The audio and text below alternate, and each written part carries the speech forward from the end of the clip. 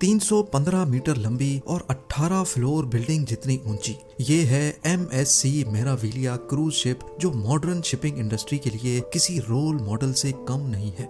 80,000 ton या फिर 8,000 African हाथी से भी ज्यादा वजनी ये क्रूज शिप समंदर में तैरते किसी छोटे विलेज का मंजर पेश करती है। ये पूरी तरह से सेल्फ सफिशिएंट है, जो 7,000 लोगों को कई हफ्तों तक किसी भी चीज की कमी महसूस नहीं होने देती।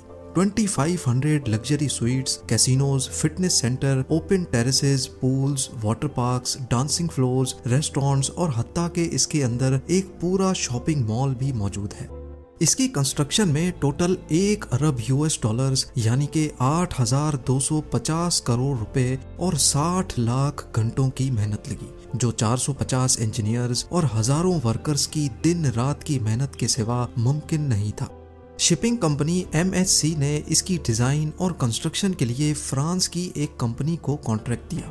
उनकी रिक्वायरमेंट थी कि उनको एक ऐसी क्रूज शिप चाहिए जो स्टेबिलिटी में दुनिया की तमाम शिप से ऊपर हो, जो जब चले तो उसमें जरा सी भी वाइब्रेशन ना हो, उसमें कोई ऐसा मैकेनिज्म हो कि अंदर बैठे लोगों को सी सिकनेस या फिर मोशन सिकनेस भी ना हो। और सबसे बढ़कर MSC को ये पूरी क्रूज शिप सिर्फ 4 सालों के अंदर अंदर चाहिए थी।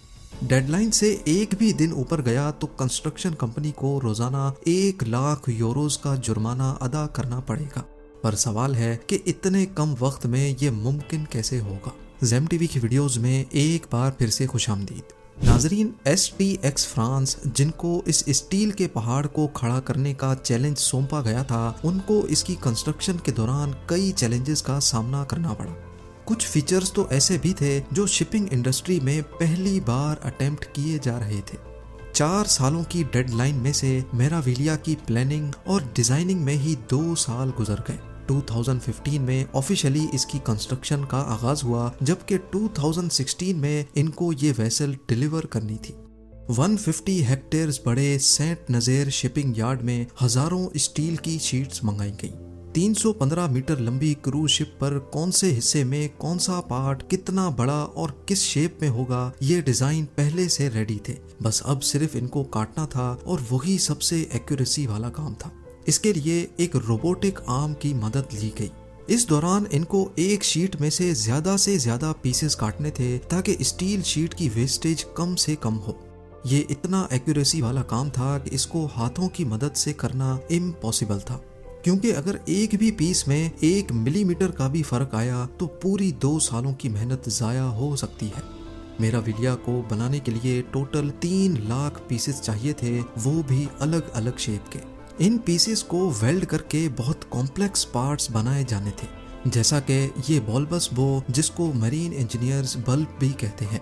ये बड़ी बड़ी शिप्स के बिल्कुल फ्रंट एंड पे लगता है, जो क्रूज के दौरान पानी को काटने में मदद करता है।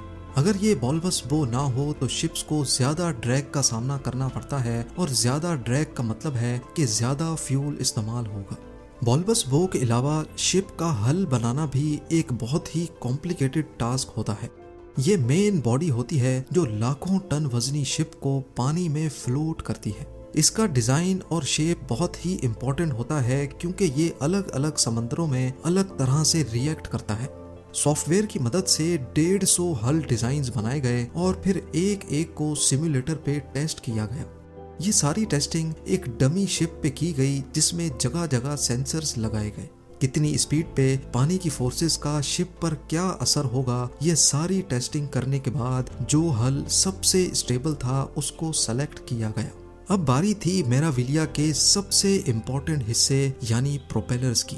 20 मीटर ऊंचे ये स्टील के देव 80,000 टन वजनी क्रूज शिप को चलाने की ताकत रखते हैं। एक एक का साइज करीब डबल स्टोरी बिल्डिंग और वजन एयरबस A320 से भी ज्यादा है। ये electric motors total 4 crore watts के बराबर बिजली खर्च करती हैं। यानी ये इतनी ही पावर है जिससे 35,000 1.5 टन के एयर कंडीशनर्स चलाए जा सकते हैं। इन इंजन्स को खास तौर पे ऐसे डिजाइन किया गया कि ये किसी किस्म की भी वाइब्रेशंस पैदा ना करें, और अगर करें भी तो इनके अंदर स्पेशल वाइब्रेशन डैम्पिंग मटेरियल लगाया गया है। इंजीनियर्स का क्लेम है कि ये इंजन्स मेराविलिया को हर किस्म की वाइब्रेशन से पाक रखेंगे। अपनी टॉप स्पीड यानी 22.7 नॉट्स या फिर 42 किलोमीटर्स पर आवर की स्पीड पर क्रूज के दौरान भी अंदर बैठे पैसेंजर्स को ऐसे महसूस होता है जैसे वो बीच समंदर में किसी 5 स्टार होटल में बैठे हैं।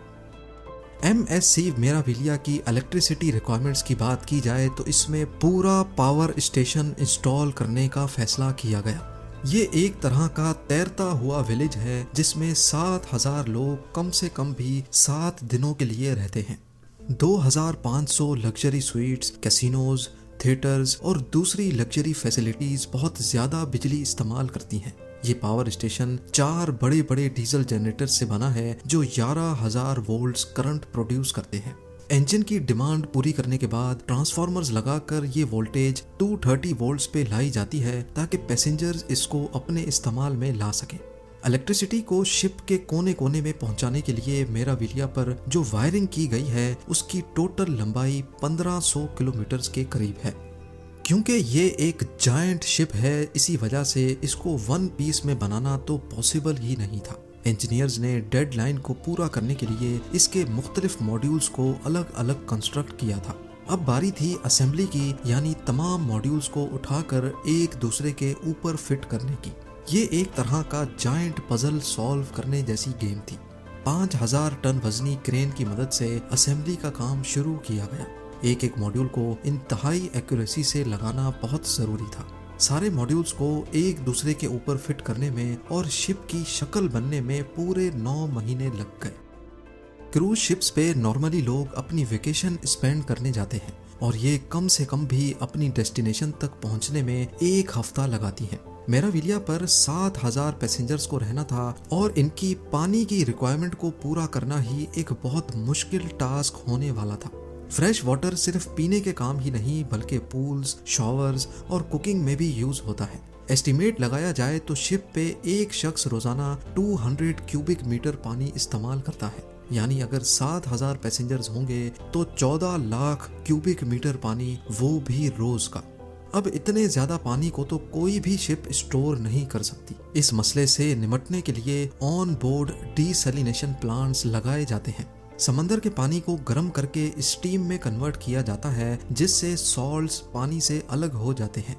मेराविलिया के केस में पानी गर्म करने के लिए इंजन की हीट को ही इस्तेमाल करने का मैकेनिज्म लगाया गया। वो हीट जो किसी काम की नहीं होती उसको इस्तेमाल करके एक